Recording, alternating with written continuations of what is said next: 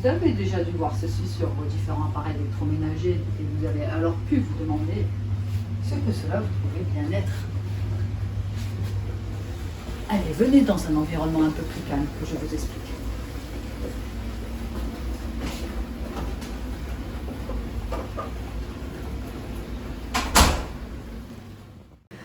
Ah, enfin, nous voilà dans un endroit plus paisible, un peu plus silencieux.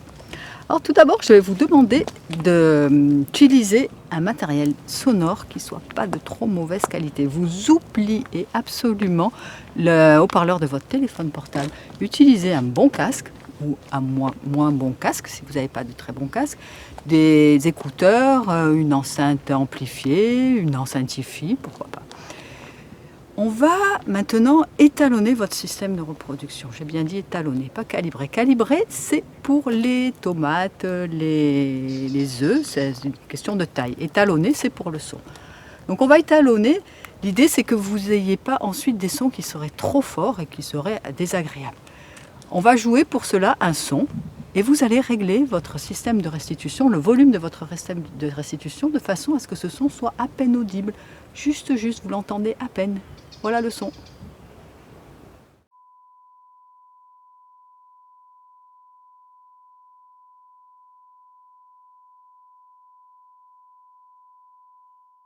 Ok, c'est bon, vous avez réglé le volume sonore de votre appareil.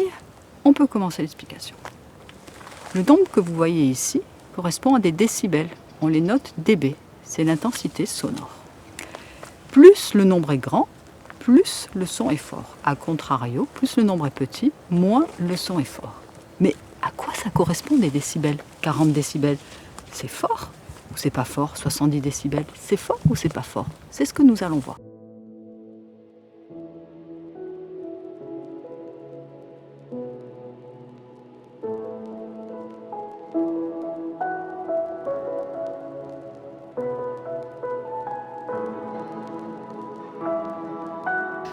Voilà, avant de continuer, il faut que je vous parle de fréquence. La fréquence, c'est la notion qui permet de dire qu'un son est grave ou aigu. Elle se mesure en Hertz. Un nombre petit veut dire un son grave. Par exemple, ici, un son à 200 Hertz. Un nombre grand veut dire un son aigu. Par exemple, ici, un son à 4000 Hertz. Mais pourquoi je vous parle de son grave, aigu, de fréquence? C'est parce que l'oreille n'est pas sensible de la même façon à toutes les fréquences. Et on va voir que c'est important pour la mesure de l'intensité sonore. Écoutez les sons qui suivent.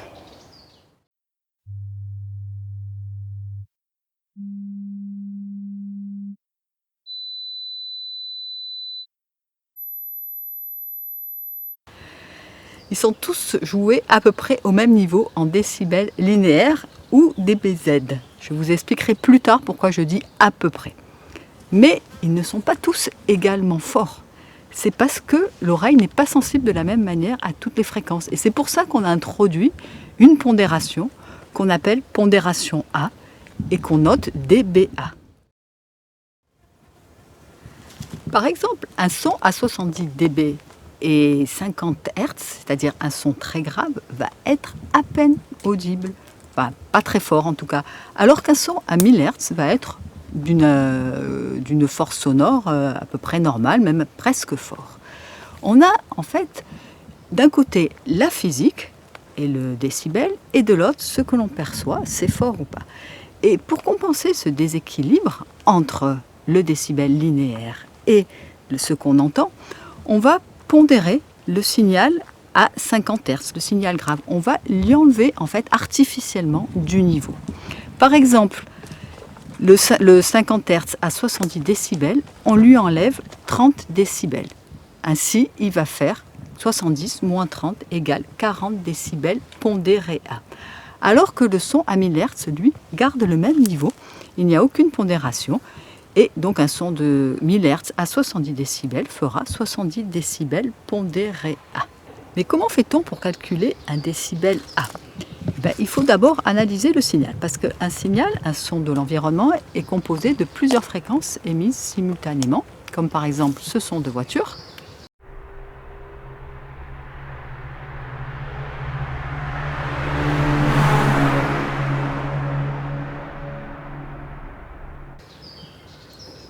On va extraire des groupes de fréquences de ce signal.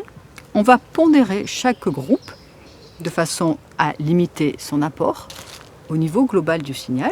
Et une fois qu'on a pondéré chaque groupe de fréquences, on va reconstituer un niveau global en décibels A. Mais je n'ai toujours pas répondu à la question, est-ce que 40 décibels A, c'est fort ou pas? Est-ce que 70 décibels A, c'est fort ou pas? Regardez la figure que je vous présente ici. Elle représente à peu près, elle vous donne une idée du niveau des bruits de l'environnement quotidien. Notre audition peut entendre des sons légèrement négatifs en décibels, mais dans un souci de simplicité, l'échelle ici, elle commence à 0 décibels. 20 décibels, c'est vraiment un endroit très calme. Une forêt, loin des villes, sans oiseaux. 40 décibels, c'est à peu près le son de votre frigo, évidemment, si ce n'est pas une usine à gaz. 70 décibels, c'est une conversation avec plusieurs personnes. 80-90 décibels, c'est le trafic routier. 100 décibels, à peu près un concert de rock. Un peu plus fort, on va avoir le marteau-piqueur et on va pouvoir monter jusqu'à 130 décibels, où là, c'est le bruit d'un avion au décollage. Il faut savoir qu'au-delà de 85 décibels A, on abîme notre audition, mais ça, c'est une autre question. Mais pour mieux comprendre, rien de tel que d'écouter. Je vais vous présenter un son à 440 Hz, c'est la fréquence du diapason en musique. On va commencer à un niveau très faible et je vais l'augmenter de 10 décibels en 10 décibels. Alors réglez tout d'abord votre système, votre volume de votre système de reproduction, de façon à ce que le son soit très faible, à peine audible.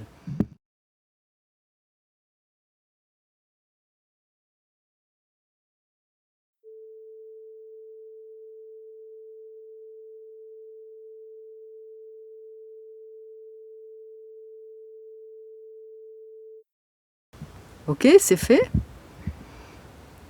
Donc maintenant, on va augmenter le niveau du signal de 10 décibels en 10 décibels. Allez, 10 décibels de plus. 10 décibels de plus. 10 décibels de plus. 10 décibels de plus. Voilà, on est passé d'à peu près 10 décibels A à 50 décibels A. Voilà, ça vous donne à peu près une idée de ce que veut dire le décibel et comment ça évolue, comment la perception évolue en fonction du nombre de décibels. Il faut savoir que quand on augmente de 10 décibels, notre sensation est à peu près 2 fois plus forte, c'est-à-dire qu'on perçoit un son qui est à peu près 2 fois plus fort. Vous remarquerez que dans les appareils électroménagers, si vous regardez les étiquettes, en général, il n'y a écrit que dB. Mais ce sont bien des décibels A qui sont notés. Ils ont mis ça dans un souci de simplification. Par contre, si vous regardez des rapports sur des bruits de l'environnement, il y a bien spécifié décibels A, donc dBA, et ce sont bien des décibels A qui sont mesurés aussi pour les bruits de trafic, les bruits de l'environnement. Pour être tout à fait exact, il faut vous dire que le dBA ne rend pas complètement compte de ce que nous percevons. En effet, la différence de sensibilité de l'oreille avec la fréquence dépend du niveau sonore. Quand on va augmenter le niveau sonore, en fait, les fréquences graves et aiguës vont émerger du signal. On va prendre un exemple. On va faire écouter un son, celui-ci. Vous allez régler le volume sonore de votre système de restitution très très faible, tout juste audible. Et vous le montez progressivement. Vous allez voir que vous allez entendre émerger les fréquences basses. Un peu les aigus, mais surtout les basses, c'est ce qu'on entend le mieux. Concentrez-vous bien, je vous laisse le temps. Montez le volume sonore petit à petit et vous entendrez les basses émerger.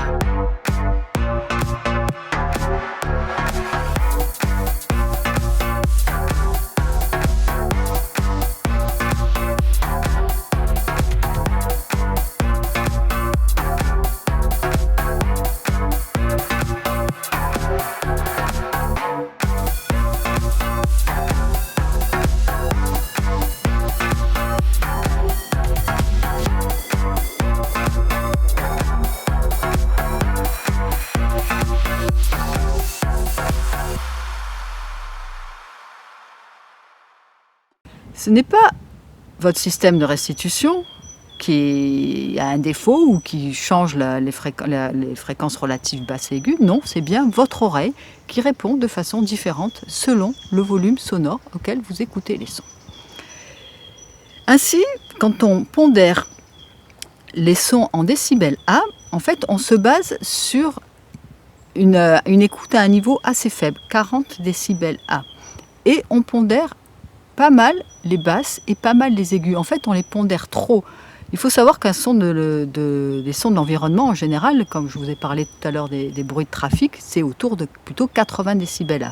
Et donc en fait, quand on utilise le décibel A, on va pondérer trop fortement les basses fréquences et les aigus, et ainsi leur donner moins de poids qu'elles en ont en réalité. Ainsi, une mesure en décibels A parfois peut ne pas donner exactement ce que l'on perçoit en termes de fréquences graves surtout et un petit peu aiguës. Et pour terminer, j'aimerais apporter quelques précisions. La vidéo présente pas mal de démonstrations sonores et c'est toujours un problème de présenter des démonstrations sonores parce qu'on ne maîtrise pas le système de restitution des personnes qui écoutent. Et c'est un problème qui est encore plus important quand on veut présenter des choses qui sont liées au niveau acoustique. En effet, vous allez pouvoir utiliser différentes cartes son, différents haut-parleurs, différents casques d'écoute, différents écouteurs, etc. Et donc ces systèmes de restitution n'ont pas toutes les mêmes caractéristiques. Ainsi, je ne suis absolument pas sûre, quand je vous dis que vous avez tous les sons, par exemple, au même niveau en décibels, je ne suis absolument pas sûre que ce soit vrai. La seule façon de le savoir, ça serait d'utiliser un sonomètre, c'est-à-dire c'est un appareil qui mesure les décibels, et d'aller le mesurer chez vous. Mais vous n'allez pas vous acheter un sonomètre juste pour regarder cette vidéo. Ça coûte assez cher. Les sonomètres en plus ne donnent pas forcément les niveaux en décibels linéaires, ils les donnent souvent, en tout cas les sonomètres qui sont d'un prix accessible en dBA. Vous pouvez utiliser des applications qui existent dans les téléphones portables qui mesurent des décibels. Cependant, ces applications aussi en général ne mesurent que des décibels A, elles sont rares les applications qui mesurent des décibels linéaires. En plus, je ne suis pas trop sûre de leur efficacité. Et elles vont dépendre aussi, tout ça va dépendre aussi du microphone de votre téléphone. Si le microphone n'est pas bon, vous n'aurez pas des niveaux qui sont bons.